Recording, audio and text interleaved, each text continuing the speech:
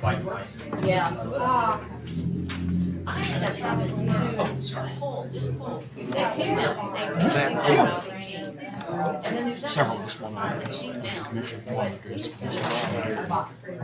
You want to do what?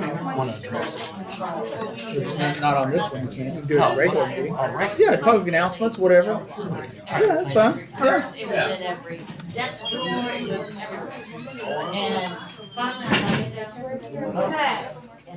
These people run the That pallet. No, that's me. That's the, no. Some of those are when they're dumping. Oh, I know, yeah. But They're these just, and that's coming out, and they're not going to get out of their vehicle and pick that up. Now, He didn't even want to take this one. a lot of it though is people setting stuff beside.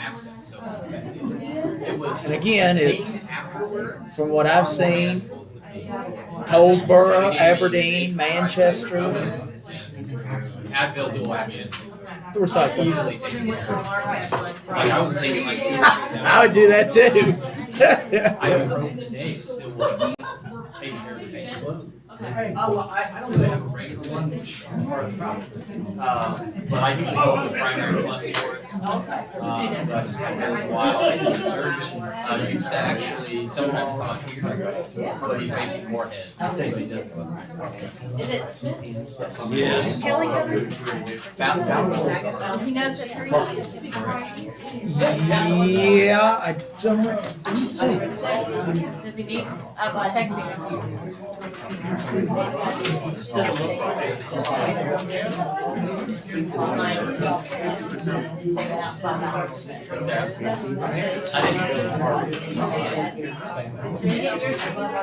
got one taken out.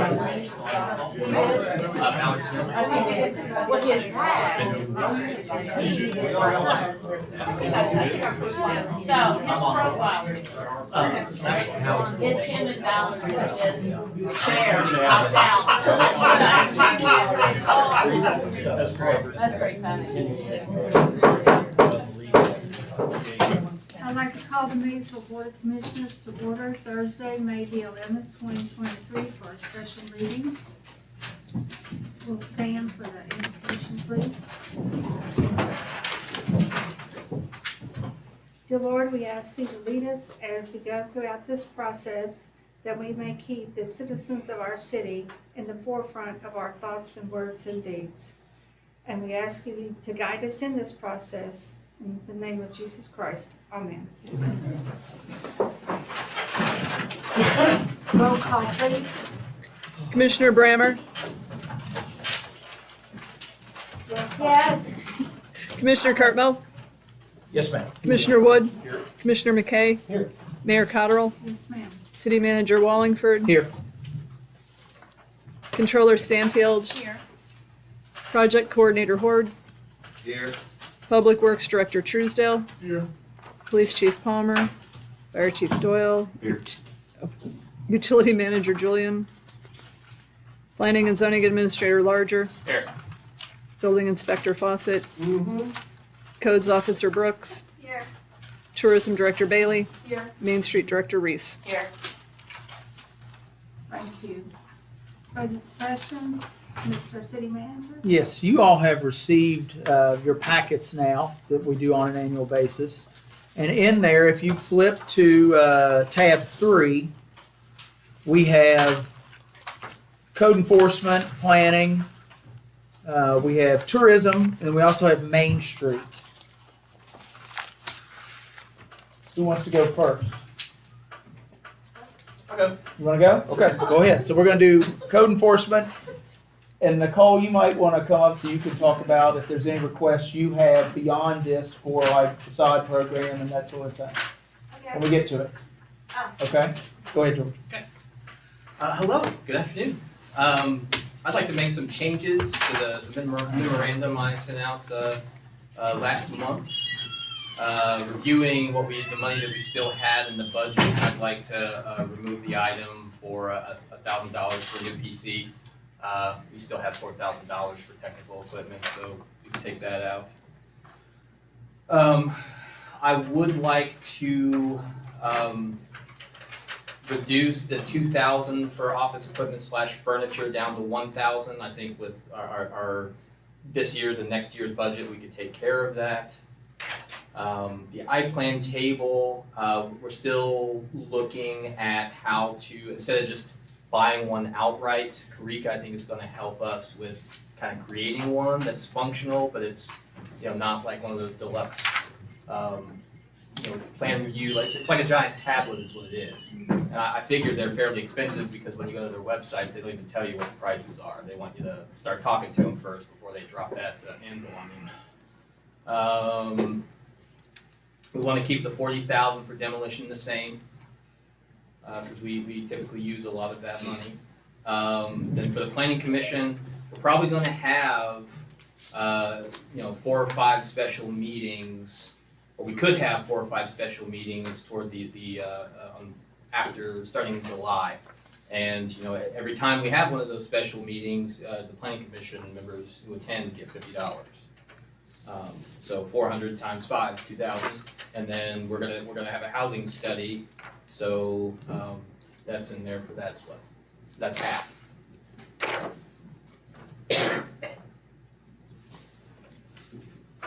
You did good on that, George. Well, thank you. Any other questions Yeah. for George? I want to have Nicole also. Did you want to add anything in regard to your Yes. program and maybe tell them how it's going real quick? Yeah, the facade program has been great. The response was really overwhelming. I'm really looking forward to seeing all the changes that are gonna be made here soon. A lot of energy efficient changes, beautifications, of course, to our downtown. And I would like to request doing it again. I know this is like a year-to-year type sort of thing. I think Caroline, her program has been going really well. I'm doing just residential. She's doing the historic downtown businesses, and people seem to really be receptive. And just to let you know, Penny has $50,000 in the RLF already in here. And that's what she puts in pretty much every year. So it would be up to you all, Caroline and Nicole, make that request to approve anything beyond that. Just to make sure I understand, so last year we put in about $100,000. And you had a little bit, 95, it was 95 total. and then you had, between the two of you. Right. Yeah, we split that up.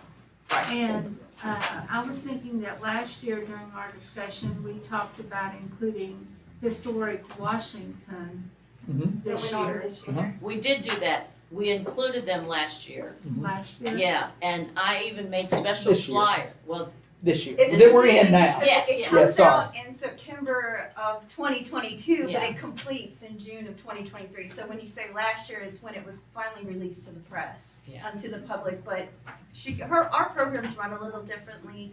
Hers is a lot more stringent, so it does take a little more time, and she gets a bigger jump on the start. Did you have any from Washington? no, we did not have any from Washington. And I even made special flyers and took them out there and passed them out maybe during one of the spring festivals or something like that, and just didn't get any takers. Now, I'm not to say that I would not include them again, because just like downtown, you have new players all the time.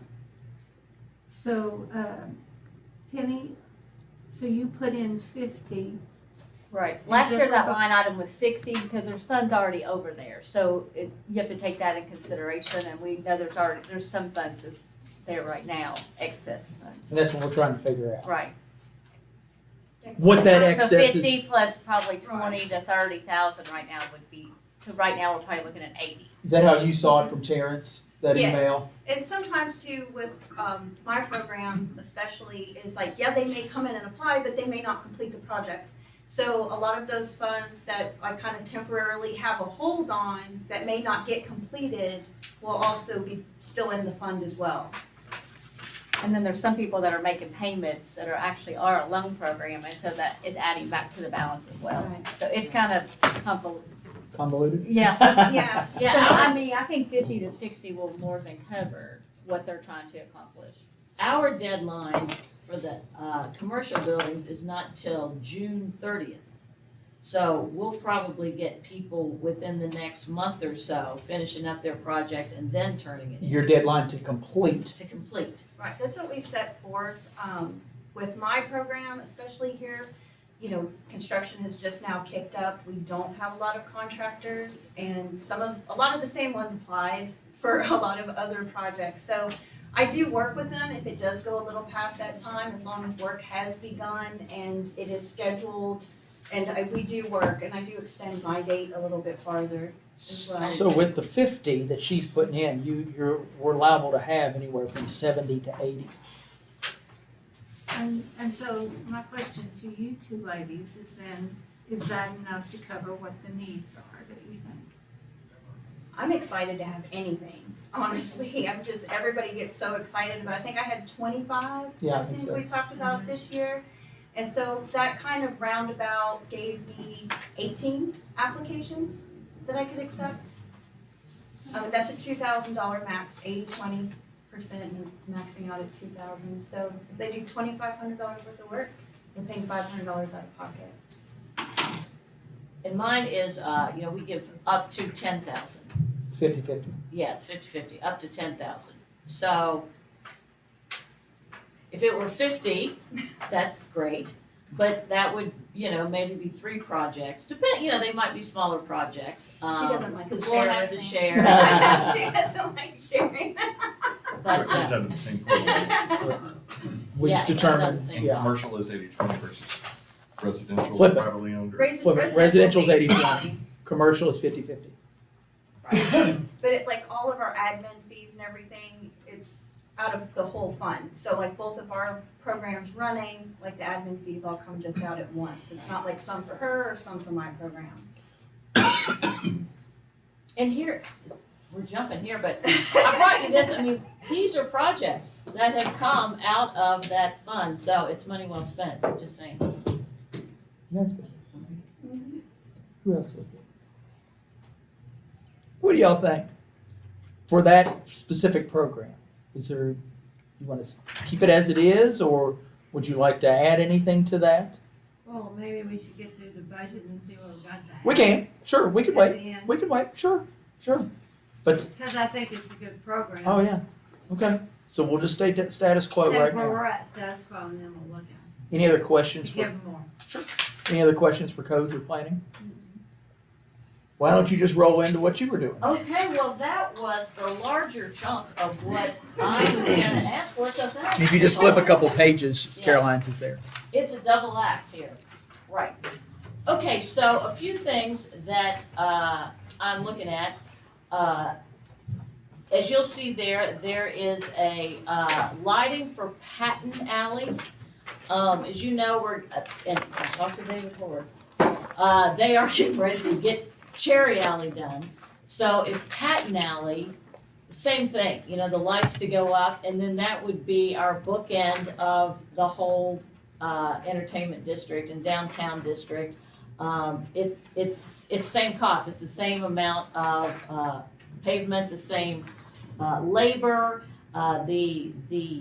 there's labor and electric to put in, not just the cost of the lights. And so that would be I think the end of the lighting projects for a while now. But people love them. They're loving that, the fountain, and I don't know if you've noticed, the trees are now lit on 2nd Street Mall. And not only is it nice to look at, but it's just safer to walk down in that area now. So that is for your consideration. Another thing would be I'd like to get some more trash cans. Remember, we got some last year. Most of those were put along 2nd Street. So I'd like to go up Sutton and then over into 3rd Street again, or this time. And tell them why you've gone from 6 to 10. Right. Refresh their memory. Right, I was gonna ask for 6 again this year, because it does put a nice dent into it. But, I'm asking for 10 because if you recall from a few meetings back, the Lions Club wants to put recycling downtown.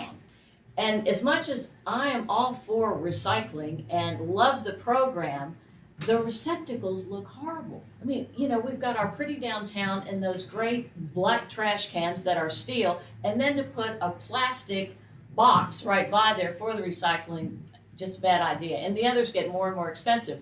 I wish it were me, but it's not. It was Mr. George that came up with the idea of taking some of the older trash cans out of circulation and painting them to make them a recycling trash can right by the ones that we already have, so they would match and we wouldn't have to purchase more. We would purchase more of these that, that would go with the whole area. So there will be 4 recycling trash cans in and around town, made from what we would take out of circulation of what we already have. So that is, that would be that expense. And then the only other thing, and I don't say the only other thing, so Caitlin and I have talked before, and I even before you got here, we have wanted to get some sort of walking tour downtown. Now, we have like a brochure that we give out, but we'd like to add to that and put some signage along some of our more historic buildings and sites. This is what I'm talking about. You know, like when you go to a park or a zoo or memorial of some sort. So they're nice big signs. They would have maybe a picture of what the building was like historically, and then hopefully a picture of the inside, because usually those things are done over the weekend and people can't get into the building. So it'd be nice to be able to see what they look like from the inside. We might even get fancy, get a QR code that takes you to your phone and you could actually hear a little bit about our buildings and our sites. We'd like to start with the Russell, the Opera Theater, the Cox Building, the Old Courthouse, the Lee House, and Phillips Folly. But however generous you decide to be, as you know, we could go on and on. We could do the Horde House, Duke Ford's home. It has a lot of historical value. One along Mechanics Row. We'd like to have a little more about Stanley Reed, perhaps some of our churches, St. Pat's, there was a bullet in a cannon that went through the Presbyterian Church. We have to do all the churches, not just one. But anyway, that's a project that we would like to get started, and that's what we'd like to do at some point. I think the QR code is a very good idea. Right. I do think a lot of people, come during the weekends, and like it or not, we can't seem to crack that nut of things being open on the weekends. Right. So that might engage them, give them a little more information easily, and it's just a little more interactive than that old brochure we have. And So we should how get an many- update too. I'm sorry. If you have a QR code, Right. it's gonna connect to a website and you can always add a new picture or add a new story or Right. link to something else. I think it's a great idea. Yeah, we've talked about it forever, but we're gonna tell no conferences, you can't come to town. And we'll sit down and get it done. It's a winter project. Yes. Chris, So how yeah. many more would you add to that if you could? Well, I'd love, there's 6, I'd love a dozen. Because God knows we've got the places to put them up, don't you think? Yeah, I Oh, can yeah. think 5 more off the top of my head at least.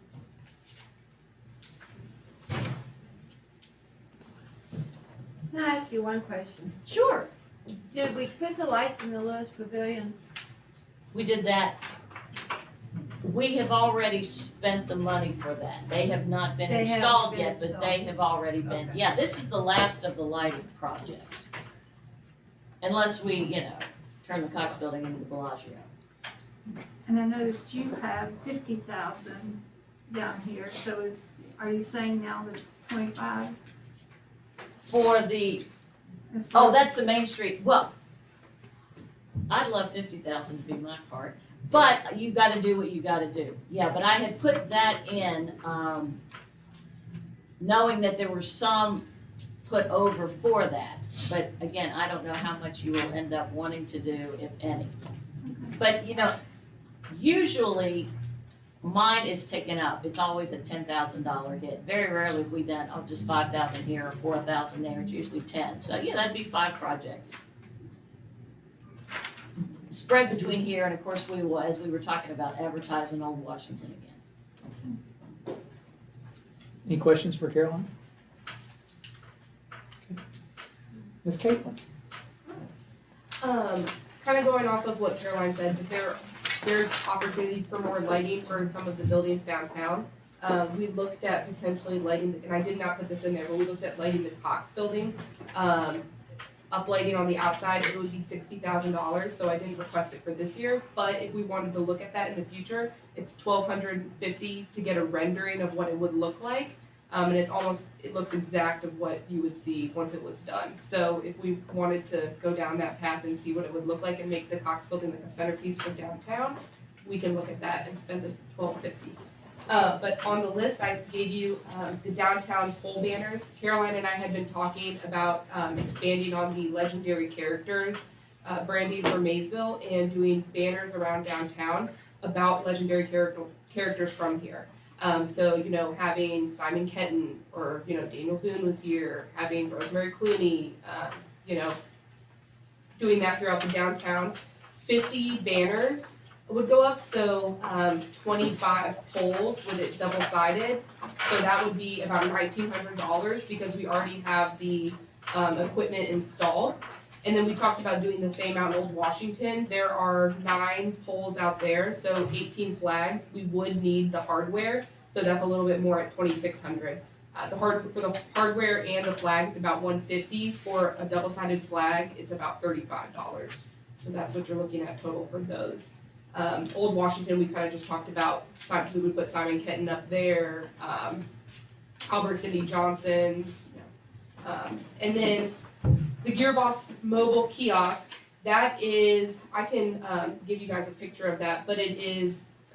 You would see them at like football games where people sell T-shirts and gear out of. It'd be something that we would take down to the boats. When the boats come during the summer and we can sell items, people have wanted to buy the hat off of that I'm wearing when I'm down there, when they're quickly, on and off the boat. So we would like to sell Maysville items down there. We're actually, we're selling a lot more gift shop items than we have in previous years. And, hopefully, selling $8,000 worth of items for 2023, 2024. So looking to get that so we can easily carry everything down to the boat docks and bring it back to the Cox building. So that's $8,000, including shipping. And then the visitor center lobby desk, the desk that we have in there is really big right now. And when people are passing by, you can't see the person behind the desk from the outside. We were going to donate it to the library, but it's not big enough for what they were looking at. So we would like to either surplus sell it or donate it somewhere, and then get something custom made that's a little bit shorter so that people can see coming into the Cox building. It doesn't take up as much room, and then we can reimagine that lobby area.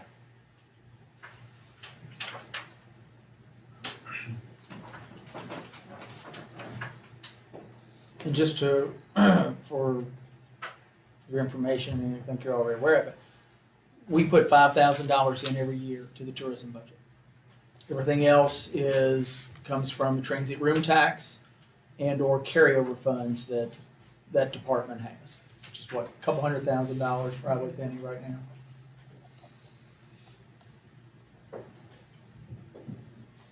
Any questions for Ms. Caitlin? Okay. Did you want to talk about the grant requested items on here? So we still have the $103,000 that we got at the end of 2022. We are slowly starting to spend that, and everything has to be approved by the Department of Tourism. That has to be spent by the end of 2024.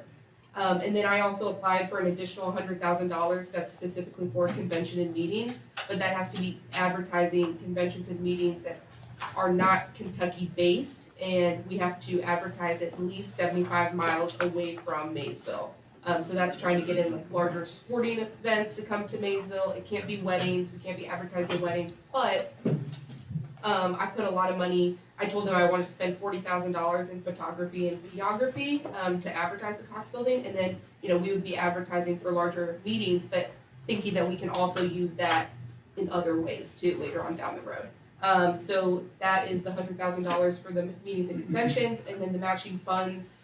We got about $9,300 last year, so estimating about $10,000 since we can now include campground spots in our matching funds application. They base it off of how many beds you have, so you count an Airbnb, campground spots, and then hotel spaces. So if and then hopefully the new hotel will help us increase that and be able to get more money from the Department of Tourism in 2024, 2025. Do you get the Airbnb revenue? So we have not been collecting as much as we should have been getting. So we have sent letters out, they went out last month, to all of the Airbnb owners, letting them know how to sign up and make sure that the tax is being collected on their behalf. And I think estimated we should be getting about $7,000 in addition to what we had been getting previously if everyone starts turning in their tax and collecting it. So that should be, I don't think we estimated for that in the budget, just because we don't really know what it's gonna be yet, but we should be getting a lot more coming in. David, this stems from House Bill 8 of last year, which required Airbnb, VRBO to collect, the company to collect the tax and remit it to the jurisdiction. Well, they are refusing. They're not. Airbnb is refusing. Yeah. So the state and or the league may be filing suit against them because they don't want to comply with it. Okay. What they want to do is they want to see a centralized collection system with the state, and then the state would then take 10% of that before they remitted it back to us. So it's kind of in limbo right now, wouldn't you say? Yeah, the Department of Revenue has until November to come back and let the legislature know if what they can do to make a centralized collection. But to my understanding, that would set a bad precedent for everyone else, because then they could do centralized collection for so many other things that the counties and cities get. Good question. Anything else for Caitlin? Okay. Good job, gang. All right. If you don't mind, flip to the very front of your book. Tab 1. You want to take over? You want me to? Okay. Can we do? Okay. All right. So other than what you just heard, Penny has shown all of the department expenditures. You can see her expected revenues there at the top. So right now, with what you're seeing there, she's calculating a deficit of approximately $1.85 million. Now, correct me if I say this wrong, that includes basically a transfer to the utility department of $766,000, which $600,000 is for negative cash flow, and $166,000 is for the cleaner water grant. So as you look down at theirs, their deficit isn't very big. Because I've made a balance out, Right. basically, with the transfer. Recommending a 5% pay raise. This is not across the board. This is based upon evaluations. So that doesn't mean that it's going to be 5%. Projected carryover of approximately $16 million in our contingency. One little bit of good news is the retirement contribution rates are going down. But you probably didn't get a chance to see the email that I sent you late this afternoon. So you can see there's almost a 3.5% decrease in non-hazardous and almost a 6% decrease in hazardous. This is right. Okay. And what they're doing is, this is going to go down even further. They just approved the FY25 CERS rates that go down even more. So that's a good thing. That's less money that we'll be spending. On that point, is that why that in some of the categories, the projected budget for the coming year is less Yes. than this budget? Yes. Yeah, that's right. That is correct. So that's a snapshot of what we're looking at, just again, as of today. Last year, I think she and I were talking this morning, we had a projected deficit of $5 million. We ended up, what, 400 in the red? I mean, right now, Yeah. we're For the previous year, I guess. Yeah. But yeah, right now, fine, we're Right. probably $1 million positive. Right. we still got time. Things will change. So again, you got to just keep in mind, it's a snapshot of what we see right now. What I would like to do, since we're trying to knock some of this stuff out, would you care to go through some of the other departments that we've discussed and say, hey, thumbs up, thumbs down. And I have some recommendations that I'd like to discuss with you because I'd like to whittle that 1.85 down a little bit. And there are some things that I think we can cut. I think there are a lot of necessary items that obviously we need to keep. Would that be okay? If What do we, you wanna cut? let me get my cheat sheet. Basically, I'm looking at two departments, and they did a great job on their budget. That's engineering and public works. If you want to just flip to engineering, which would be tab number 2, right around the middle of the page, my recommendations would be to cut the one-stop flooring, which is $20,000. Wait a minute, Matt. Okay, I'm sorry. I'm off because I'm a 10. Uh-huh. My That one? that's my recommendation is to cut that one. I know it's at some point we're going to need to do them, but cut the public works garage doors. And then down at the bottom, cut the Clark Street storage and shelter and the telephone system. That's about Wait a $180,000 minute, now, where's the telephone? down at the bottom, and should be. Yeah, I see it. You see it? So what was the Clark Street storage and oh, that was. That's the property we got from KU about 3 years ago. 3 years ago. And we had discussed we discussed maybe going after a land water conservation fund grant to do the shelter. But we can't go after that grant this year because we're not at least 80% complete with the one we're in right now, which is the trail at the Boys and Girls Club. So we can look at that for next year. Now, if you flip to tab 5, which is Public Works,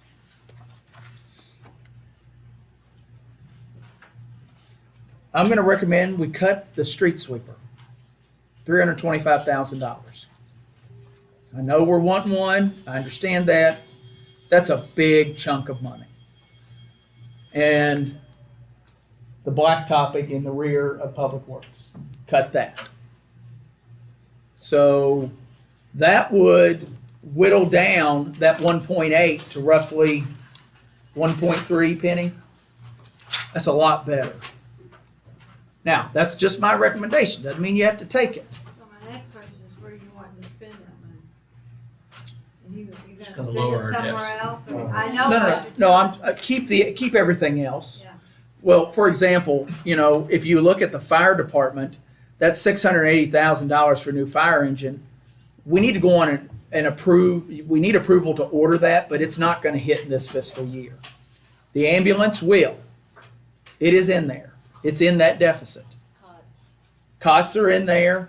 The boat's not going to hit this year. Everything in the police department, I would recommend you keep. Everything else in those departments that I didn't mention, I would recommend you keep. Unless you all see something that you feel like you'd like to cut. Dennis, Yes, ma'am. what's your opinion on especially the garage door? New garage doors, well, I'll agree with Matt there, we could actually do without them.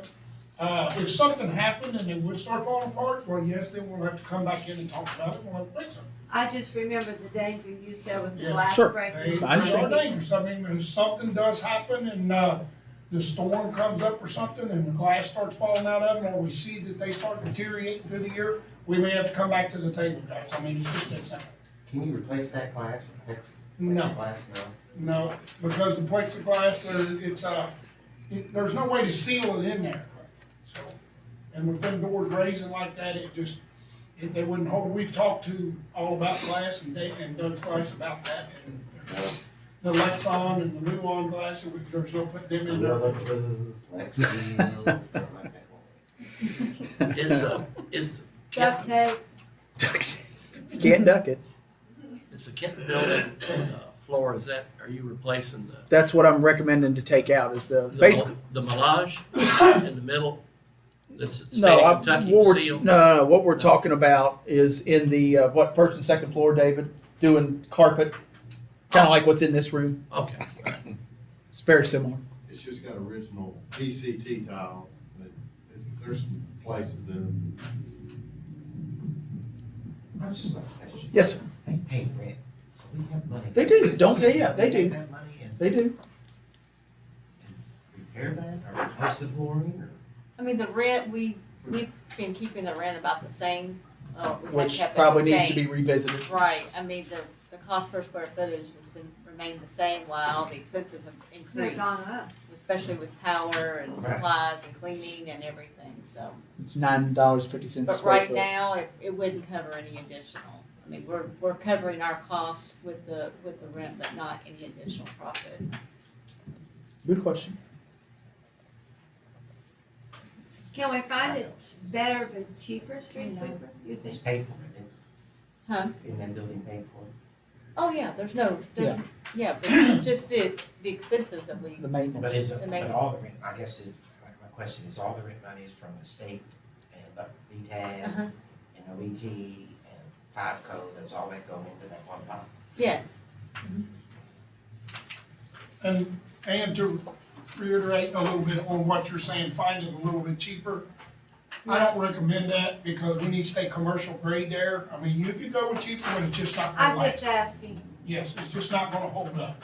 Too much traffic there, so, So we're still Charlotte Brown. yep. No, the street sweeper. I mean, Sure, all city too, It is. if you're proud of it. It is. You know what, I don't mind taking it out, but I have a hard problem continuing to issue tickets. I mean, I have the other Really? fields. Yeah, no. I did. I mean, I do too. I mean, we could, we were doing it, I think it was during COVID. We were still running the sweeper, but we were just doing whatever we could, whatever we could do. If y'all, we could go back to that.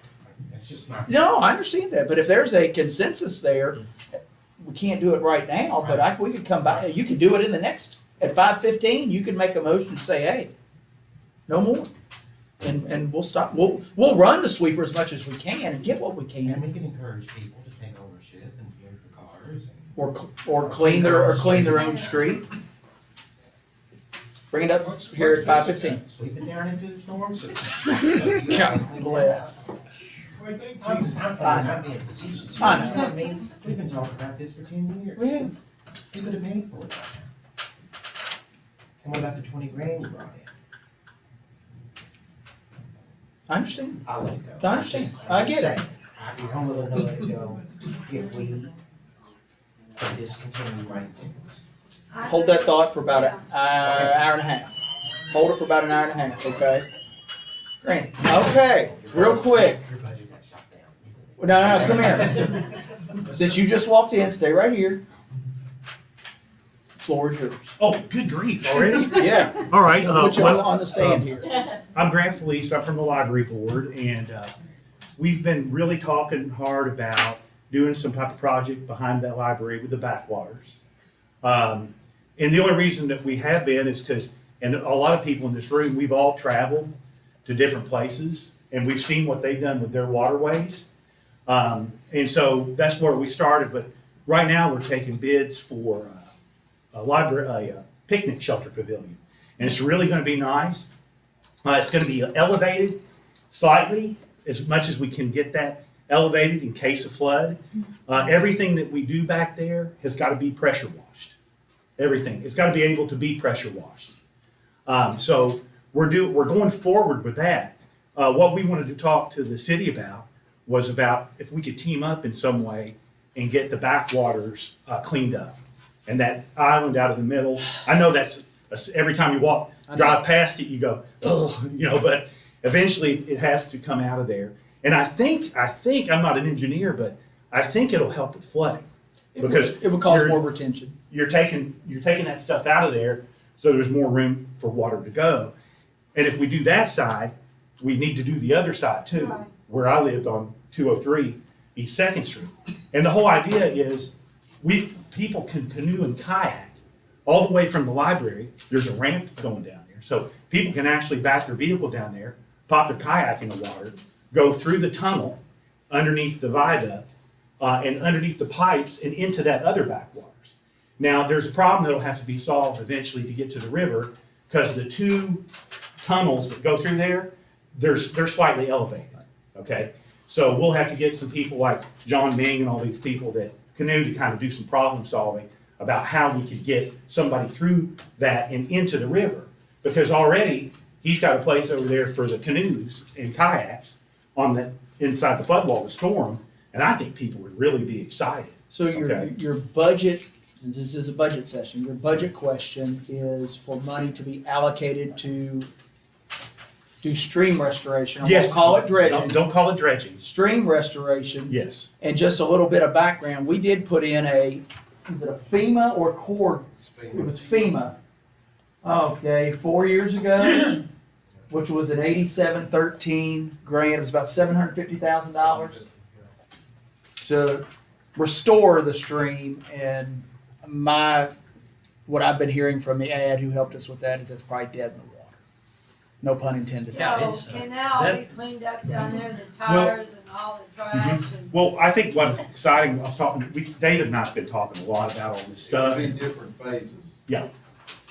David, what would your best guess be a price range cost for something like that? Well, I think the first thing we talked about is trying to clean up some of the vegetative stuff, which the library has done part of it. Yeah, you've done a great job. 68. Yeah.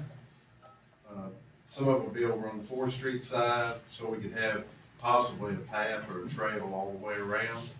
That's what we had talked about. And I think some of that is cleanup of the debris that's out there and the vegetation. But at one time, to start out, we were talking like if we could do 75,000, 75,000. So a match between the library and the city. Because part of that property is owned by the city. Yeah. Part of it is all the way to the backwaters now owned by the library. So it's two separate entities. Yeah, but, so just to kind of complete what, I was talking about back there, the picnic shelter will be elevated, but down there, we have a beautiful, concrete pad already, sitting there with a sidewalk that's been uncovered, and it's gorgeous. So we're talking volleyball court and then pickleball courts. And I talked to the pickleball people, and they're really excited. I asked them, I said, is there really enough people around here to play pickleball? And there is. And so what we would do to kind of propel that is get a league, put somebody in charge of doing a league down there.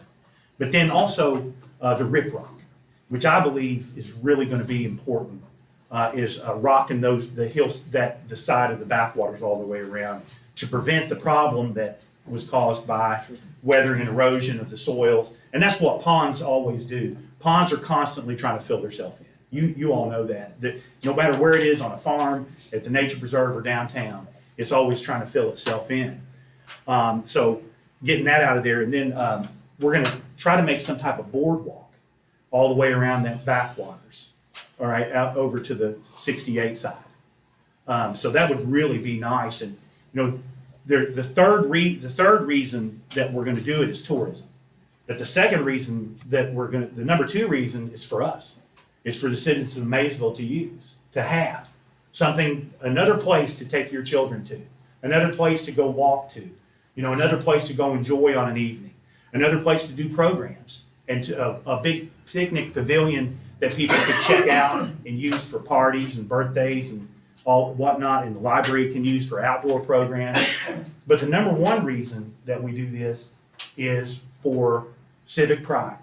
And when people drive past it on the viaduct, they're going to notice how wonderful that is and how our city is growing and putting some effort into making this place even a better place to live. And boy, talk about in a year or two, if we could connect that to the river, and then with all the work that you got going on the riverfront with docking and all developing the river, they did a great job behind the flood wall. Take it from me, who spent a lot of time behind the flood wall. They did a great job. I mean, it would have been great if we had all those old growth trees in there, but those don't last forever. But they did a great job with just the path behind there. So we've already got something there to work with, And I think people would really enjoy that a lot. I do. So you're thinking 75 from the library, 75 from the city. Now, that's just year one. That's not, Yeah. That's right. okay. I think we're prepared to do that with board approval. You know, we have to go through Sure. I understand. go through our hoops, but everybody on the board's really excited about it. The librarians are super duper excited about it. And so we think it's a really good thing for Maysville to do. So just imagine driving up the viaduct and sitting here at this red light, and now instead of seeing this, you know, what you're seeing now, you know, you're gonna see this beautiful place with people with canoes and kayaks and walking around and playing volleyball. I just think it's a great idea, and it's a good way to spend our money. I really do. We tested that water in 2000, and they advised us not to let people touch it. You might have it tested again. Yeah, I don't It's, think, all of that is heavy metals. yeah, I don't foresee any type of, at And this sewage. point, of swimming in it. But I do foresee us being able to use it.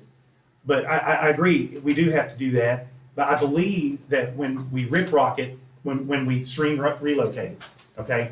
And we riprock it and stream relocate the other side and riprock it, I think it's gonna help upstream a lot.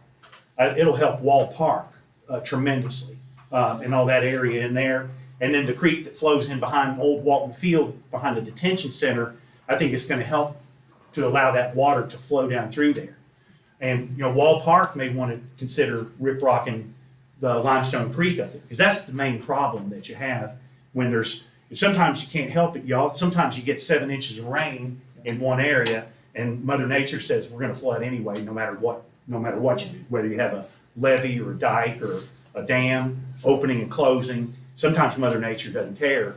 But I think if we plan this smartly, then I think everything can be cleaned, and we'll have our library guy trained with a really high pressure washer so that he can go back there when the floodwaters go down and clean and just spray this thing off. So like the volleyball nets have to be special volleyball nets. They can't just be the normal stuff.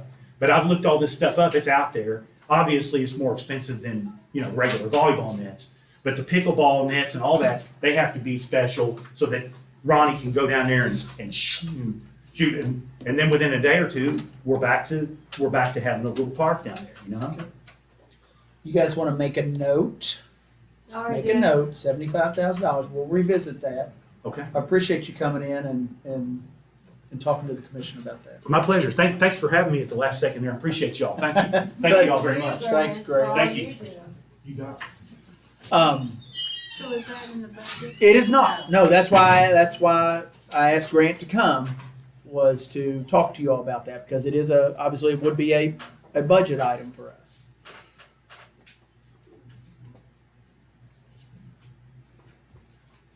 So getting back to those other items that I've recommended to you, do y'all have any thoughts on those?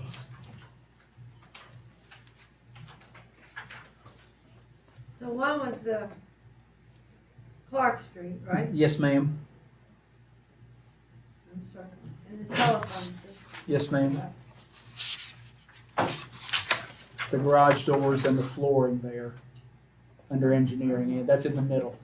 And I think a Go lot ahead. of times too, we have a lot of funds already allocated for maintenance for those buildings. And that's some of those things you could kind of look at February, March and see where we're at. If we haven't had any other unexpected maintenance items, Good point. we still might be able to do those with the money already allocated. Dave, without the additional. was that quote on the flooring, was that first and second floor, or just one of them? Yes, but So- it wasn't for every office. Okay, so I mean, we could maybe look at the common areas or something like that, and maybe not, if Penny, you know, with what Penny's saying, if we look at our budget, say in February, and see that we haven't spent, maybe we can do some of that. Yeah. Phone system, I thought it was a need. Was that one? Yeah, I thought it was too. What is it? The Well, phone system, it's just come to light here in the past, some of the problems that we've had with our internet. This was a suggestion, okay? We have remedied some of it, I think, but it's more of a, it's kind of it's not a severe safety issue, but, because we do have a backup, you know, but, it's a suggestion, you know, moving forward. I think we really need to seriously consider it. I don't know how Chief feels about it.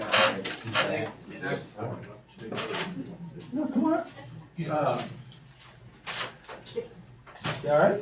2016, when we redid the phone systems with the Airbus 911. 2007, we were over here, we moved across the street. The brains, the internet brains in my phone system are in a hole downstairs over here. That doesn't work. Because when it goes off, I have somebody in that dispatch office 365, 24 hours a day. There's nobody over here. The internet goes out, either I've got to call somebody to come reset the internet over here for the phone system, or I've got to pull somebody out, or somebody's got to come in and do it. I mean, that's an issue. Yeah. The last time we had internet problems and stuff like that, you know, we lose admin lines. Our 911 system is a redundant backup system. It's hosted out of 2 other locations, so it works. 911 still works. You want to tell them what your backup is when that happens, your other. And then we have, of course, when the regular admin lines go down, we have cell phones over there for emergency that we put out on Facebook and stuff like that. I mean, it still functions. We have redundancies in place to where everything still functions. But the way the admin line system is, you know, it's great. Hey, fiber optics are great. And they run from here over to there, and then they go back into an analog 8-trunk phone line copper system. What's the use of having fiber optics from here to here if it goes back into a 8-phone line copper system? And so it you know, again, we can manage. David and Craig came to me and said, hey, this is what we can do to fix this. I said, hey, that'd be great. Yeah. Good. You know, that'd be great. So, That's fine. No. That's not a problem. That is not a problem. Take out the flooring and keep that. Not a problem. No, I understand that. So how about the idea that, you know, we look at it and maybe we can do the first floor and then maybe we come back next year and we do the second floor. Is that okay? I'm sorry. Yeah. How is that maintenance funds right now? Have we expended, do we have extra left in the 23 budget?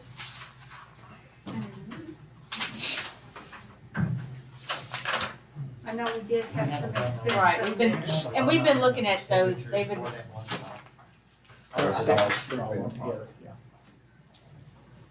let's see, at one stop. So Penny, you do have it laid out one stop in different buildings? Right, those are buildings, no, we don't have any extra funds this year. Because I remember we had some Yeah.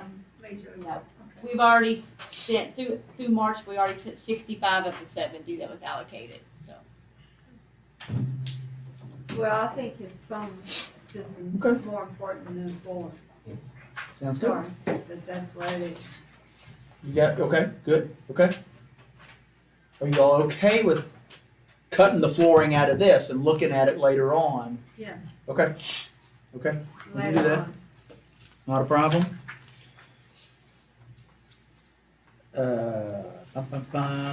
Cut out the doors, garage doors. It's just entertaining.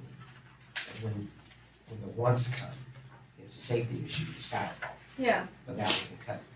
So if he's telling us that it's okay for another year, you have to trust him. Okay. is that what you're saying, Dennis? Yeah, and I think we can make it, David.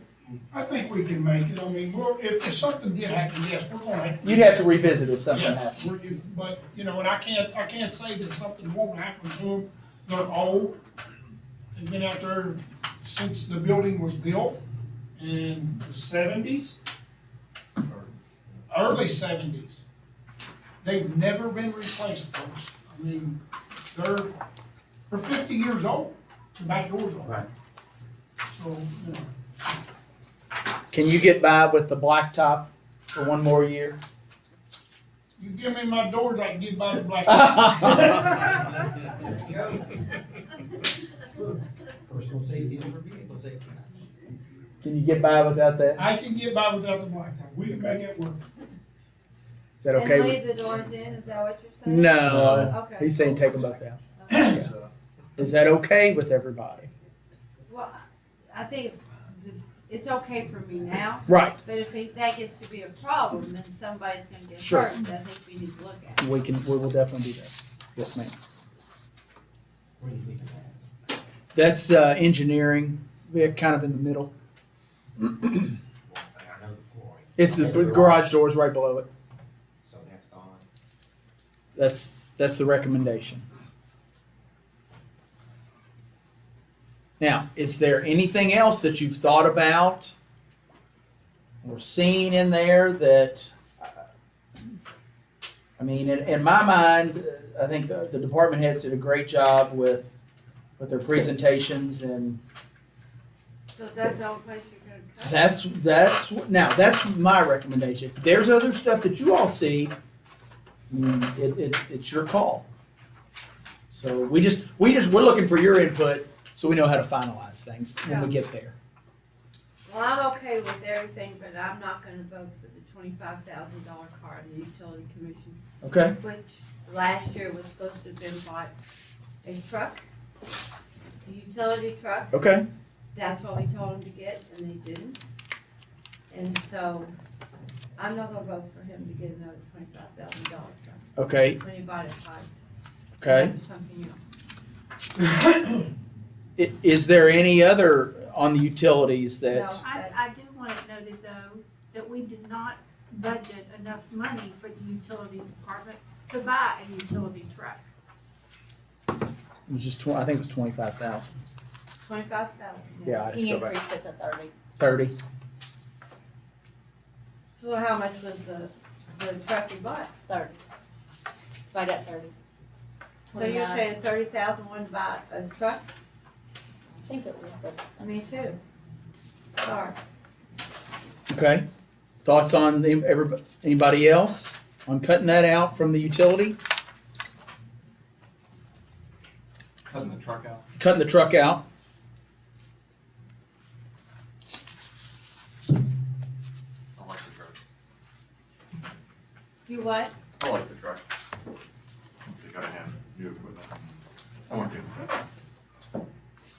Okay, no, you're fine. I That's, agree with you. I got a no, I got 2 yeses. David, Vic, On the truck, on the truck. do they not have enough vehicles? Yes or no? You've got- We need to. Yeah, I think they have a lot of vehicles. Okay. Can they get by another year without a truck, without a $25,000 truck? Probably. We'll make anything work. We'll make anything work. Just wondering. No, we'll make anything work, whether it's yay or nay. I mean, needs versus wants. I mean, if it's needed, I understand, but if we have enough vehicles. Where's the $25,000 truck in the budget? It's actually 30. It's in on the, tab 6. yeah, it's in the utility, right down under the subtotal. I see it now. Now, Penny, I'm gonna play a devil's advocate here. I just wanna know. I don't want the sky to fall in. I don't want I've had to take out 2 of their trucks off of theirs, so they are short 2 more trucks. I took out 1 utility truck, it's junk, it's beyond fixing, and they got another one that I'm pulling, that's, way too expensive. So, I'll give them that much.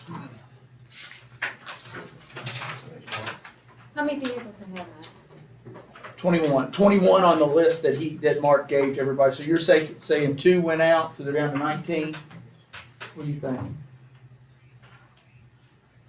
One, two, three, How many four, employees they five, have, six, 25? 7. Sounds about right. 7 of them have 230,000 miles or more. Now, it doesn't mean that they're not operable or can't be used. Yeah, because we got a lot of new trucks. Well, newer. Yeah. We'll take it out. If that's the consensus, we'll take it out and we'll make do. You all tell us. We got 26 employees and 25 trucks. No, you got 19 right now. Trucks. Vehicles. Okay. Some of them are special, right? Um, Specialized There's a dump truck. Yeah, vac dump truck, the vac truck's on there.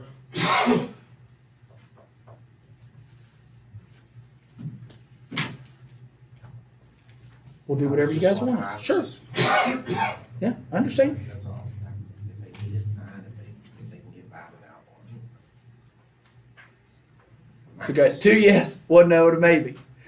Not if it's not needed. Okay. If they don't need it. Okay. David? No. Okay, so we'll knock it out. We'll get by. We'll make it. Well, and Ann said before, when Mark needed more money, he should have came back to the commission and asked. And he's not here today. So during the year, if something happens and he needs a truck, can he come back to the commission? Well, anybody can, sure, anybody can, absolutely, yeah. Anybody can, sure. Can you put a copy of that in my mailbox later? I think I already did, but it's okay. You probably left it in one of your cars. No, you put it in Ann's. Okay, yeah, I'll get you a copy. Okay, we'll I take, see some older ones on there, so yeah, I don't know. Right. okay, we'll take that out for now. Anything else that, right now, that you're thinking about or you've gone through and, again, we're just looking for consensus on, so we can keep working on, so we can start putting an ordinance together and, now, obviously, I want you to think about the 3, particularly the 2 requests you got today. Those are new. I need you to think about that library project. Go through your book. Yeah, that would be the only questions, because everything else is really included except for Caroline's additions. Yeah. Caitlin's aren't gonna affect us because, as far as the general fund transfer to tourism won't change, but Caroline's will. So I just need to Yeah. know on Caroline and then on the library situation. Then that's all we would have to make any change.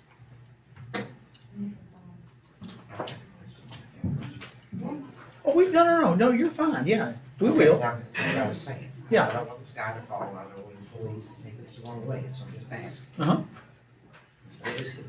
What is 5% let's just say everyone across the board got 5%, how much is that? Everybody across the board, 5%, how do you figure how much money? probably 300,000. But generally, I don't know exactly how they'll do it, but generally, when you do based on merit, the highest scores will get 5%, and then as the scores go down, They'll the vary. percent goes down. Yeah. So it Yeah, I'm wouldn't quite be aware of that. Yeah, I just it'll said vary. hypothetically. Hypothetically, if everybody got 5, yeah. Yeah, how much? The high I mean, end on it. 300 to 350 is what I would say, 300 to 350. it's depending. Where's the streets being right? Yeah.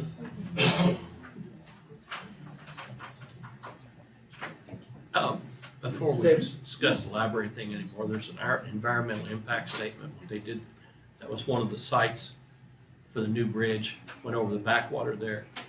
And that, You talking about the Let's see Harsher or if the you- John P. Lloyd? no, for our big bridge, our Harsher Bridge. Okay. It was one of the sites. It was gonna pour by Wall Park and go Okay. over there into Andy Duke's Lane. And they did an environmental impact statement. And I wish we could get copies of that before. It's what, 23 years old? And you want that for what, David? I'm sorry. It stated that the waters of the dirt of Limestone's Creek must never be disturbed. Oh, due you to thinking heavy there's metals something in and there? sewage, yeah.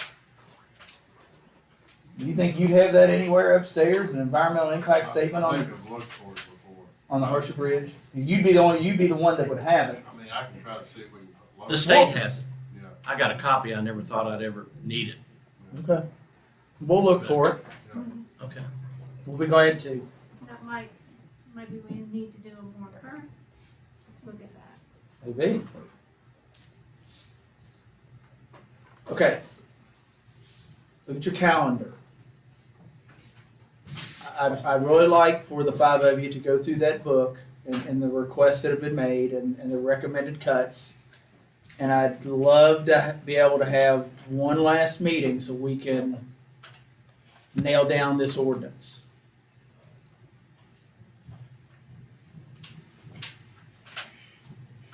I'm not made about 18.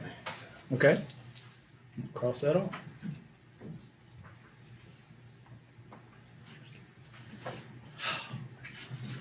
Y'all wanna do it early morning? Uh, 8 o'clock or?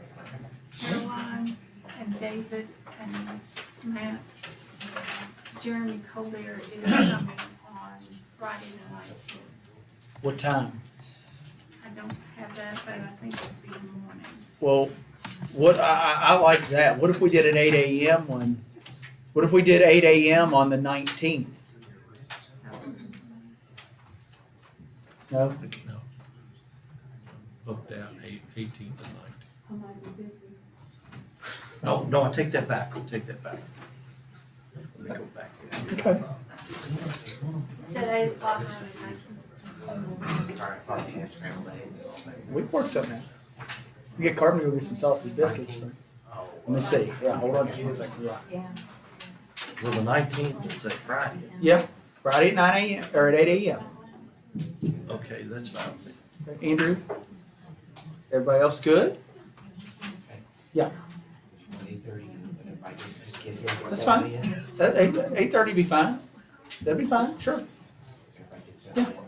That'd be fine. 8:30. Let's do 8:30 on the 19th. All right. Great.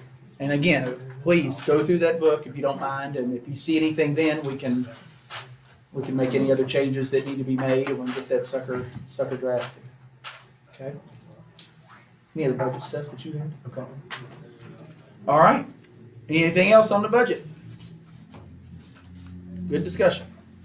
I have to take. Yes. Oh, go ahead. Go ahead.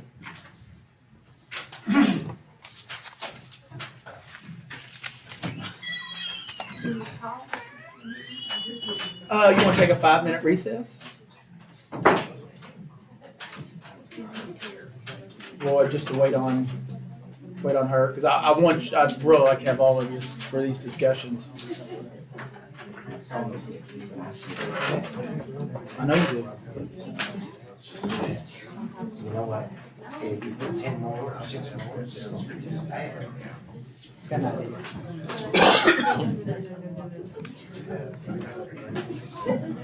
What's that, Kim? I didn't realize I was Well, because of this discussion stuff, I'm sorry. No, it's okay. Is there, what, let me see.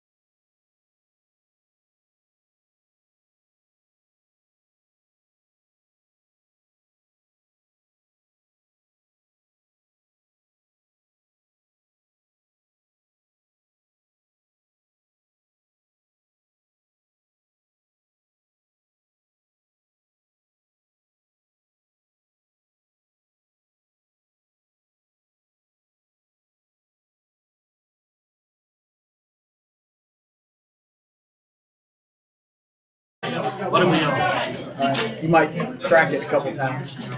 I'd like to call the meeting back to order, please. Excuse me.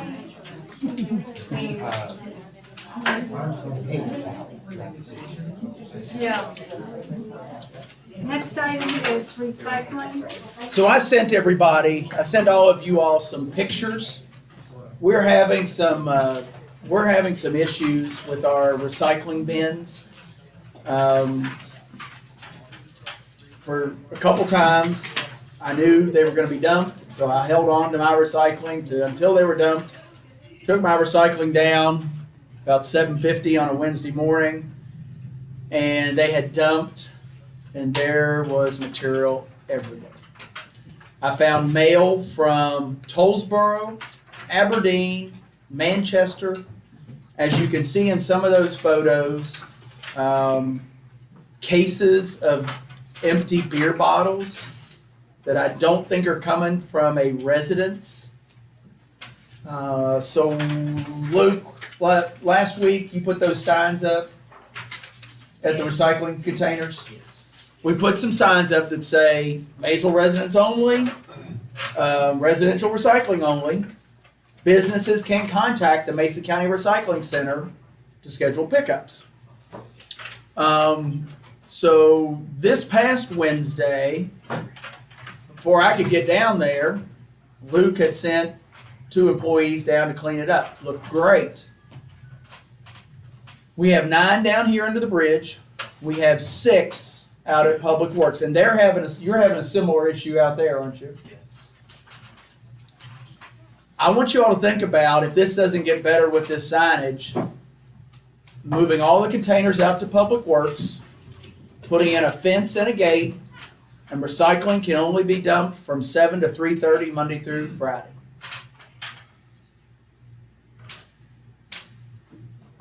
I get it. When it's open. Eyesore downtown. Yeah. Like that. It is. I mean, I've been That's appalled down there. Yeah. I mean, somebody tried to stuff a pool cover into one of them. Yeah, it was hanging out. Are you seeing a lot of garbage in there? Yeah, I mean, I can comment on what we're getting. Come up there. here so they can. So, just Wednesday, the pickup, Come over here. So I get you on mic. what I was seeing was, gosh, what did I see?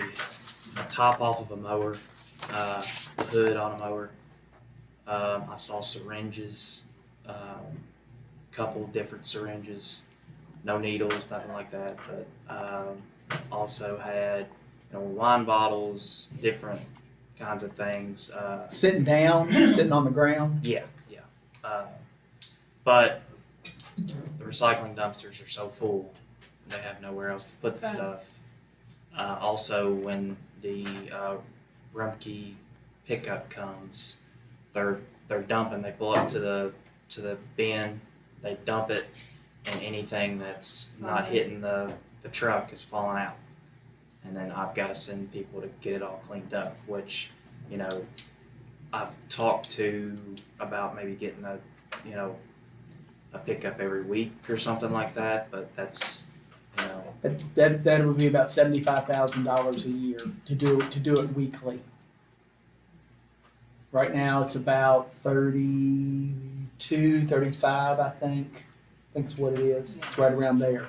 For Was Bowers. 25. And that's the second and fourth Wednesdays of the month. So there's 2 times during the year where there's a 3-week gap, and that's when it's really bad. So maybe when we get the 3-week gap, could there be an extra pickup one of those weeks? I think the problem is the route and where they're going to other areas. Essentially, they'd be sending a truck, a special trip here.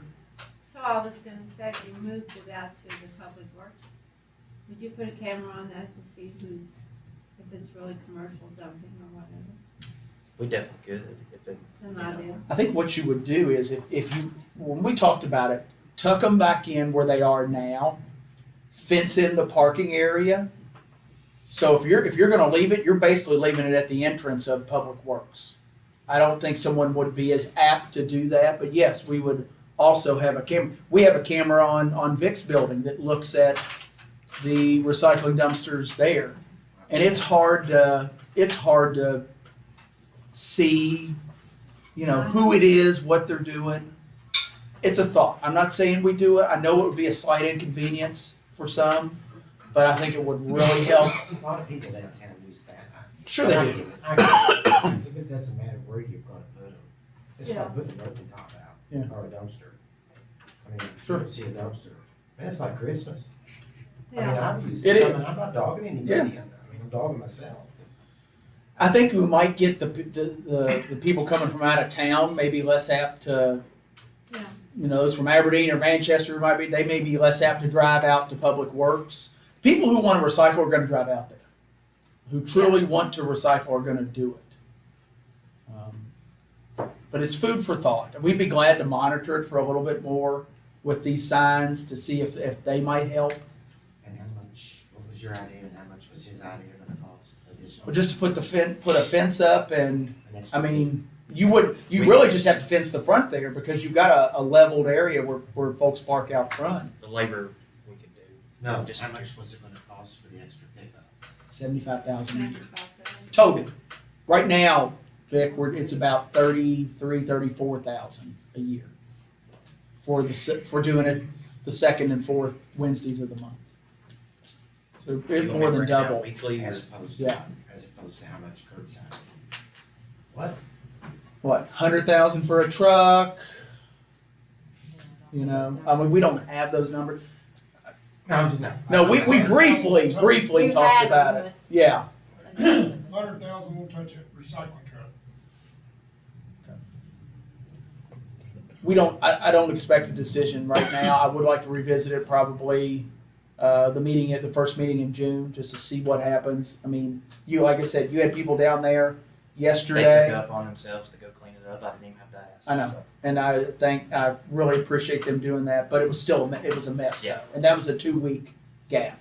We'll have another 2-week gap. Won't clean it up. No, they will not get out of the truck. I've asked that question, and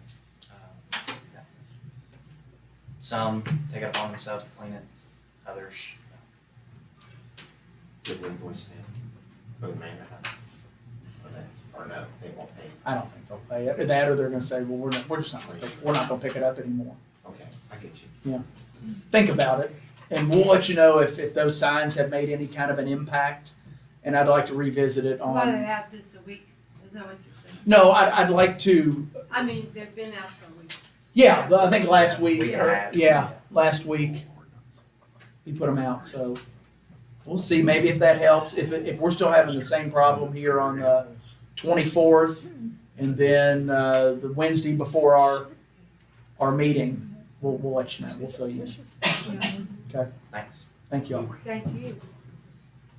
Discussion of water deposits. I believe I sent everybody an email that I received from Randy Orm, and I will read this for the record. Per discussion on Facebook Messenger, at your request, consider this my email request for the city commissioners and mayor to vote on having the water office come up with a plan to not hold the $200 deposit for those who have never been delinquent on their water bill, such as auto pay for 1 year with no delinquency or 2 years for those not on auto pay with no delinquency.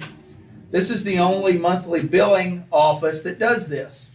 I get the point of it, but those who have an unblemished track record of paying without delinquency, in my opinion, shouldn't need their deposit held until they moved out of town or pass away. If there are customers prior to 2019 that were delinquent and don't have a deposit held, I see no need to hold deposits after 2019 on those who have shown a good payment record. The economy is bad enough. This policy seems to hinder those who pay on time. I agree. I do too. Okay. It's not a common practice to return deposits. I mean, among other water districts. And what happens if they become delinquent? Yeah. then you don't have the deposit Right. anymore. Right, that's why we have a deposit. Yeah. We increased the deposit a few years ago, to $200 because of the need to cover people's water bills if they did become delinquent. That completely does away with the need to have that increase in that deposit. And this is the only comment I've gotten from anybody since we've done this. That's a good question. That's This is very- the I agree. only one I have received. Well, I think that the $200 deposit was done in conjunction so that landlords didn't have to pay for their renters' water bills. It was part of the compromise of landlords still have to sign off to approve water installation at their premises, but at the same time, we were raising the water cost to $200 so that there'd be enough to cover if they missed a couple of months. So I'm not sure it was intended to hurt homeowners who live in their house for 20 years. You know, at some point, I think those people need to get their money back. Those don't have deposits. If they've been, those people didn't have deposits. Oh, so the $200 is only for, Like if you lived in your house for the last 5 years or more, you didn't have a deposit. Yeah, 4 years, really. Right. Right, But so if you those lived- people don't have deposits on But if you hand. lived on Forest Avenue, But if you lived on Forest Avenue. if for you're a 30 renter, years- you did have, But if you owned a home on Forest Avenue for 30 years and you moved out on top of the hill, Yeah, you had deposit. to make a deposit. We changed you that. did, but we changed changed that. that and Yeah, we we have correct that refunded recently. But those. then Yes. what about commercial? Is it Commercial? the same thing? They all have to pay a deposit. Again, that's the only one I've received. I'd recommend we keep it the way it is. I mean, if you get 25, 30 people, 50 people, a big backlash, you might revisit it, but it's just, that's the only one I've received. and so is Mr. Orm a owner occupier or is he renter? No, he owns a home out on top of the hill. And so he did have Not to pay a long deposit? term. Right. It was after this was passed in 19. So he did have to make a deposit and he will get that back after a certain number of years or he won't get it back? If he sells a home Correct. or moves, yes, he'll get I that. thought you said that it wasn't applicable to private homes. Yes. It is, since the ordinance went into effect in roughly, I think it was May of 19, when that went into effect. So from that point on, you bought a home, everybody, yes. Everybody had a deposit. And it's not subject to refund until they move or die or switch the account. I think there's a point at which we can get that money back. I don't know if it's Columbia Gas or KU that does it, that they eventually get their money back. But I see no reason to keep that for forever, really. I never knew anybody gave their money back. I thought that one of them did. They may have to get they may have to get checked back, and I think you get some sort of credit. I don't know. You can ask for That I don't know. I don't know. I don't know the I answer. don't either.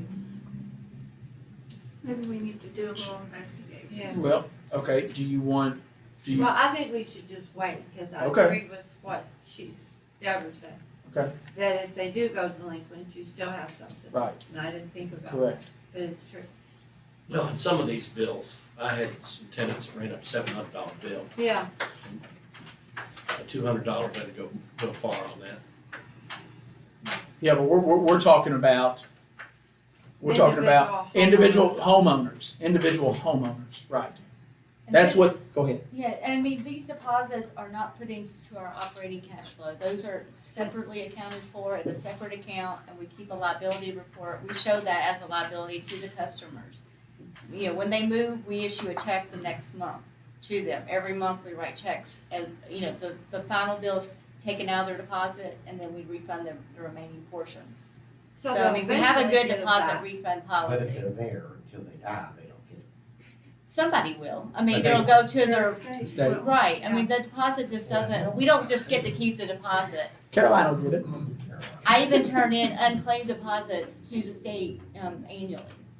It's in that unclaimed property. Oh, okay. So we do that. I mean, that is not our funds. It's not, the city does not use that for operations. Well, I know we can visit it later, but Yeah. would you entertain if someone's in good standing after 5 years, if they're residents, or 10, that they could get credit? That'd be I mean, attractive. I haven't Not a looked at check to see back, this. credit on their water bill? I mean, I definitely wouldn't recommend a check back, if anything, on credit.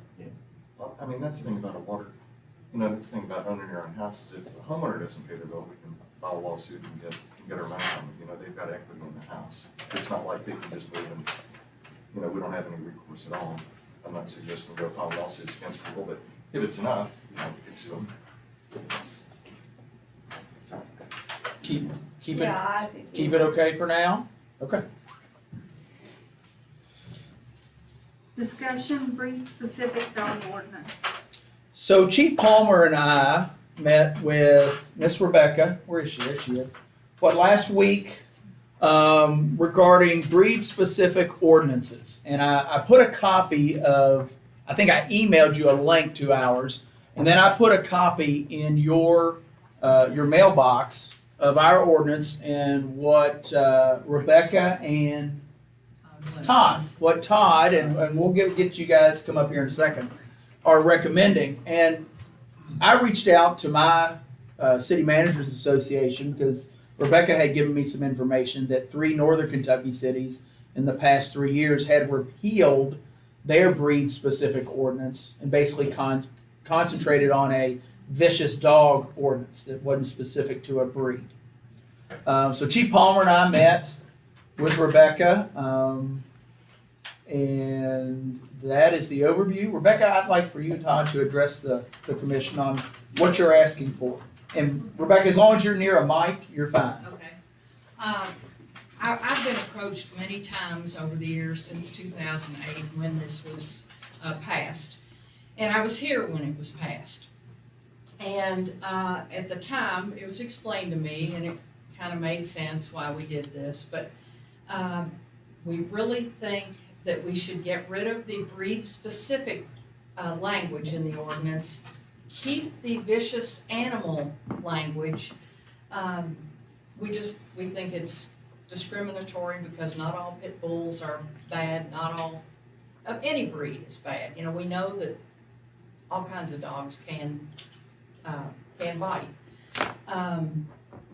We think it will be attractive to people who are moving here. And we just think it's a moving forward. This is something that we're seeing a lot of nationwide and in Kentucky, is getting rid of breed-specific language. So. And I did hear back from one city, the city of Erlanger, and Matt Dowling, who's the city administrator there. He told me that they recently did this and they didn't have any, everything went through fine. They didn't have any pushback from the general public on it. Todd, or okay, go ahead. Then I'd like to have Chief give his thoughts on it. Let's let Chief go. Okay. Sure. Like I said, Rebecca approached me. I approached Matt. We talked about this. I too was here in 2008. It was a wave then to ban pit bulls. Our officers are not dog wardens. Maysville, City of Maysville Police Department has not one thing to do with Mason County Dog Shelter. Not one thing. It's not fair to, but we respond to dog calls. We respond to dog bite calls. We respond to complaints of so-and-so has a pit bull. We make contact, advise them of the city ordinance, give them X amount of days to remove that animal from the thing. If not, we go back and cite them. I am fine with taking the pit bull specific breed off of this. I would like to revisit with Matt and with Kelly and with you. I think the fines need to be higher. If my officers are approached or a citizen is bit by a vicious animal, then I think the fines need to be higher. What are they now? Was it 100? I think so. For off a leash or something like that, and then there's paperwork we have to do. We send it to the health department. They have to follow up and they have to do this. The dog if it's bitten somebody, can either be quarantined if the animal owner has the ability to quarantine that animal. They can quarantine at that residence for 10 days. If not, it's quarantined at the animal shelter for 10 days. At that point, we're done with it unless there's any kind of other criminal proceedings involved with that animal. And to go off what Mike's saying, the way our ordinance reads right now in regard to vicious dogs is it's not considered a vicious dog unless it bites or, God forbid, kills or does whatever. At that point, Chief Palmer's officer responds, sees that it's considered now a vicious dog, and that owner has to register that dog with the police department. And there, yes, and there is a KRS that, and I can't quote it off the top of my head, but there is a KRS, and part of that subsection of the KRS is a dog is labeled a vicious dog through the court system in a judgment. That's how it gets labeled a vicious dog. When I received this information, I did reach out to Dr. Mike Glass, and he said that he did not support the breed specific piece of this. He said any dog can be vicious, and that he didn't see the value in the breed specific. And Commissioner Wood and I had a good conversation a couple days ago, and one of his questions was about requiring owners to carry insurance on the animal.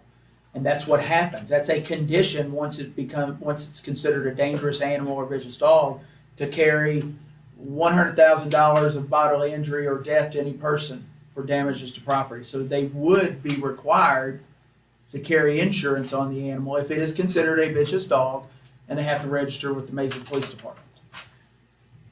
I'm okay with it, because I agree with it. Again, I would like to see the fines go up for, the leash law fines and stuff like that to kind of encourage a little bit better control of a owner's animal.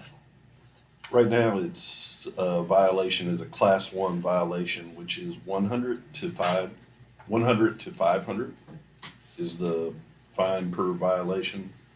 So we can change it to, it looks like a class 8 would be 500 to 4,000, or a class It's 9. a separate issue though, right? Yeah, that would be a separate ordinance that we would. I understand Yeah. where you're coming from. Yeah, it is. But you're more addressing the actual incident or issue instead of a blanket policy. Or is everybody open to increasing those fines? Because if we are, we would have to have two separate ordinances amended. I got a yes, I got a yes, I got a yes, I got a yes. You remember, why we did this back then, 2008, was postal workers. We had a couple of them that were attacked. Yeah. And, I think Rebecca and Todd have done a really good job with this. They've basically taken our ordinance and redlined it, basically taking out the breed specific stuff, and that's it.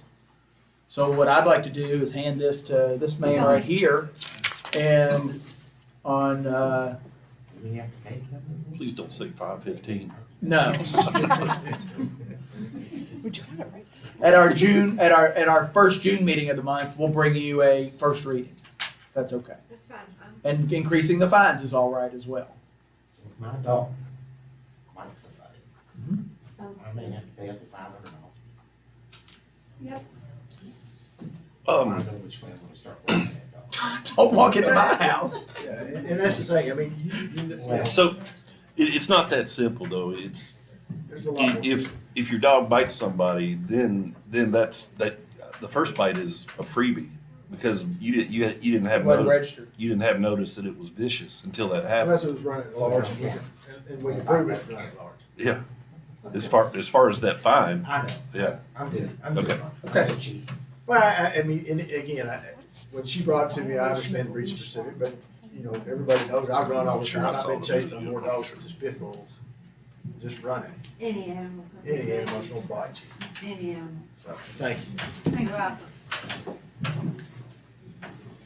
Thank you all. Anything else from? Do you need to hear from that? Yeah, Todd, is there anything you'd like to add? I'm Mayor, I sorry. appreciate the invitation, but I was just here in case the commission had questions. I did want to just expand a little bit on what Mr. Longford said. It's actually been 6 communities in the past 3 years. Dayton, Erlanger, Alexandria, Southgate, Lewis County, right next door, they repealed it countywide. And then- Bellevue, one of them, I And think. Bellevue's the 6th. So I mean, this is a a pretty common trend. It's not like Maysville is taking the plunge here. If the commission didn't have questions, then I'm happy to step aside. As Matt said, we just went through redline the parts that referenced pit bulls specifically. That's the good news of this, is it's not a total rewrite of your ordinance. You've already got the vicious dog language in there.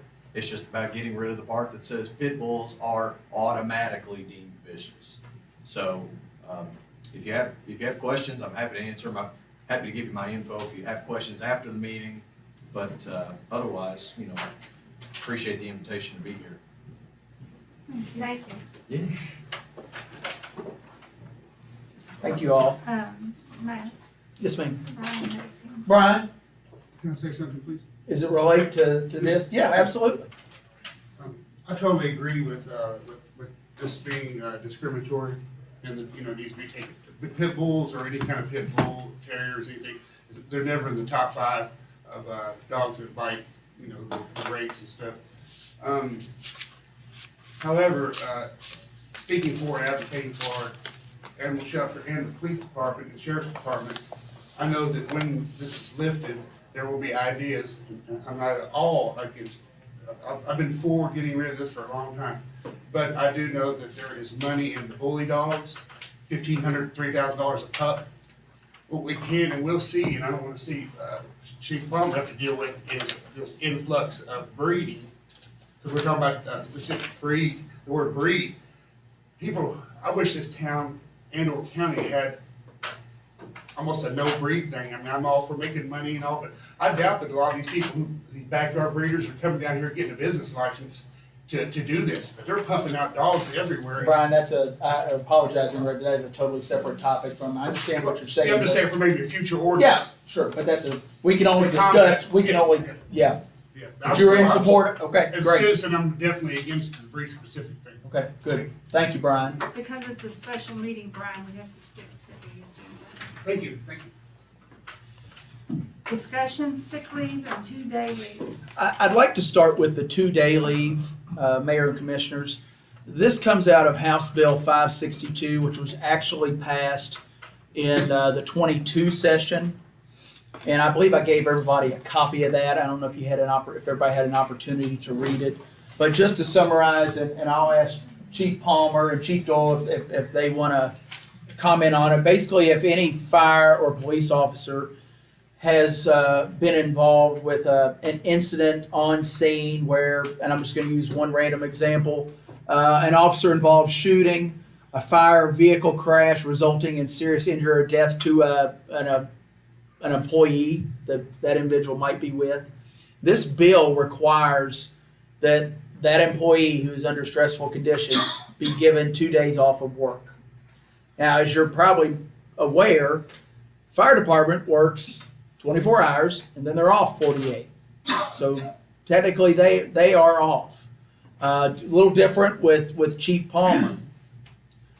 The only thing that you would be required to do with this bill, and then I want both chiefs to chime in, is determine whether or not those individuals are paid or not paid when they're off on those 2 days. But you guys I want you all to chime in on this. I'll speak up first because my part is easy. As Matt said, all of my shift guys, they're already off 48 hours after a day that they work. So essentially, if they are exposed to a traumatic situation, whether it be another employee that's severely injured or even killed, or maybe they respond to an accident with a family member that's been severely injured, essentially it would only affect the rest of that shift. So they would be able to go home for the rest of that shift. They've already got the next 2 days off anyway. So that's all it would affect as far as my department.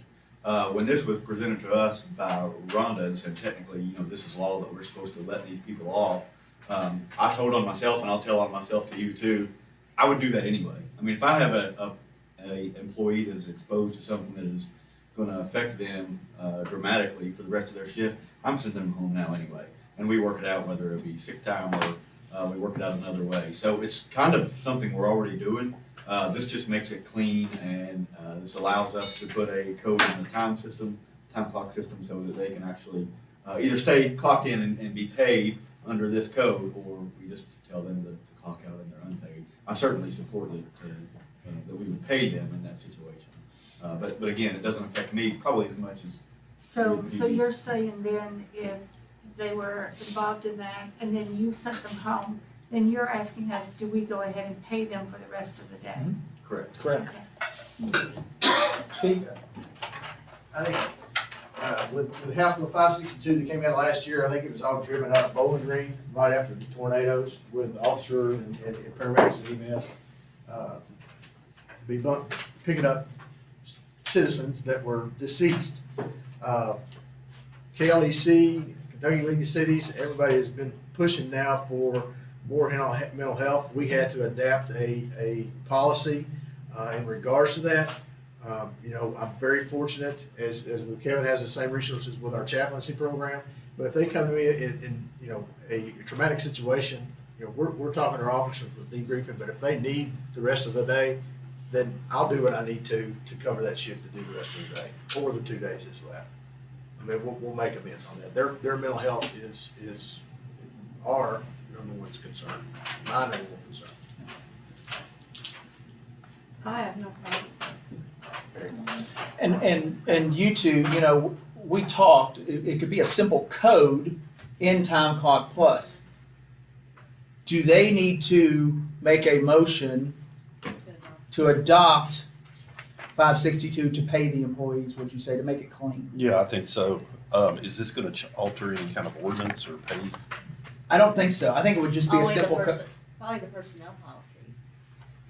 Well, we could do that by municipal order. Would it be cleaner to have a municipal order on that? Yeah, I think Okay, so. that's fine. That's fine. We can do that. Is the consensus of the commission to pay the individuals? Yeah, Okay, absolutely. okay. We'll do that. We'll take care of Just that. update the personnel Okay. policy by. Do that municipal order. Send me what needs to be Just done. get with me on that, Okay. and we'll square that away. The other item on there is sick leave that we discussed a meeting or two ago. The only thing we want to advocate on is the fire department here. Right now, an employee of the fire department shall earn 3 sick leave hours for each credible month of employment during the first 2 years of regular employment.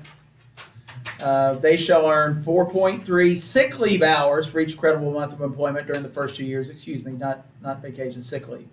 After 2 years of employment, employees shall earn 6 sick leave.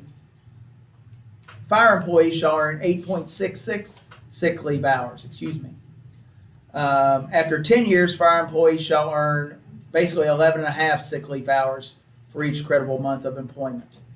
I'll Go ahead. give the, Go ahead. I'll try to make this as simple as I can. This wasn't even on my radar. Rhonda actually looked at this and came to me and said, this doesn't sound right. And basically, the hours in our handbook, in our personnel policy, that we accumulate as fire department employees, and I say we, not so much myself because I work administrative hours, but the guys who work that 24, 48 shift, they accumulate at a different rate than everybody else. I think whenever that was done 20 or 30 years ago, it was because they worked that 24-hour shift, and somebody did the math and said, this should be somewhat equal to what other people are doing. Bottom line is, they're not accumulating the time as fast as other employees in the city. It has not been a problem so far, to be honest. I've never had an employee come to me and complain about it. But it does take them longer to accumulate to the max. As you know, we max out as far as what can go towards your retirement with sick hours. So it takes them a lot longer to get to that point, which means if they have a traumatic injury and they're out for 6 months at 5 years of employment, they may not have as much time to be paid as maybe an employee of another department. So that's where the issue comes into play. We are very fortunate at the fire department that nobody abuses the sick time. You know, I don't have employees that wait until they have 8 hours or 24 hours built up and then take a sick day. It just doesn't work that way, fortunately, with our employees. So it's nothing like that. I don't think it's going to create any issue by doing this. It's not going to cost the city any more money. It just allows them to accumulate that time at a little bit faster rate than the way it is now. And it's a lot cleaner than these, you know, decimal point numbers that are put in there now that they are accumulating by according to how long they've been. Does that make sense? Somewhat. Are you all opposed to us amending that for the fire department? As it's, okay. Everybody's okay with that? Well, that can be, we can do that all together as a municipal order, since it's in the personnel policy. Okay. We got half an hour, so we could take a little break here before we roll into our regular meeting. That is all that is on the special meeting agenda for you, Mayor and Commissioners. I entertain a motion to adjourn. I'll make that Second, David? roll call, please. Okay. Commissioner Brammer? Yes, ma'am. Commissioner Cartwell? Commissioner Wood? Commissioner McKay? Man. Mayor Cotterill? Oh, good.